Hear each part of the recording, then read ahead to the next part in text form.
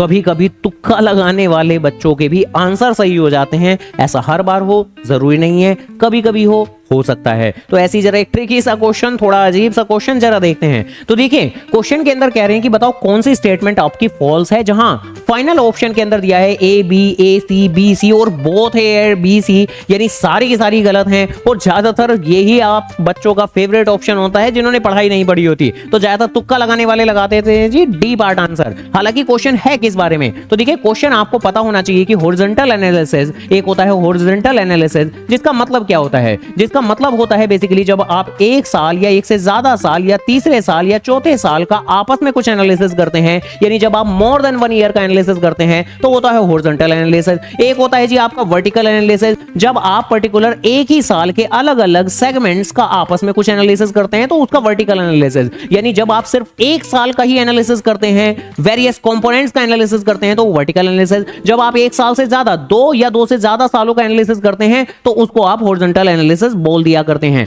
अब यहां अलग अलग स्टेटमेंट्स इन्होंने दी हुई हैं, जहां सबसे पहली बात कर रहे हैं कि जब कहीं भी आप balance sheet comparative balance sheet are stated as a percentage of total, तो उसको हॉरिजॉन्टल एनालिसिस कहते हैं। तो ये बात आपको पता होनी चाहिए, जब कहीं भी आप परसेंटेज टोटल निकालते हैं तो उसको तो कॉमन साइज बैलेंस शीट कुछ कहते थे, और वो तो आप एक साल का ही किया करते थे, तो एक साल का करते थे तो वर्टिकल एनालिसिस होना चाहिए। तो ये पहली स्टेटमेंट तो हमारी गलत हो जाती है।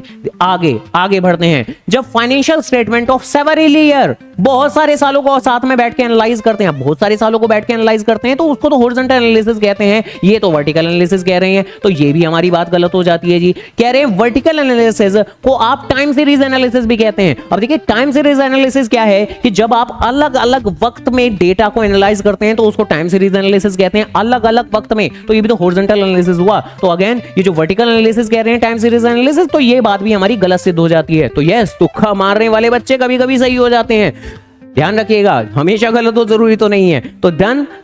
खैर क्लैरिटी तो आपको होनी चाहिए कि हाँ भाई ये आंसर आया कैसे है आपका। तो ऐसी और क्लैरिटी लाने के लिए वीडियो को लाइक, चैनल को जरूर सब्सक्राइब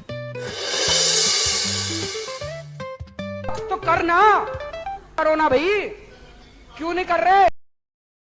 आप कहाँ थे ज्ञानी बाबा?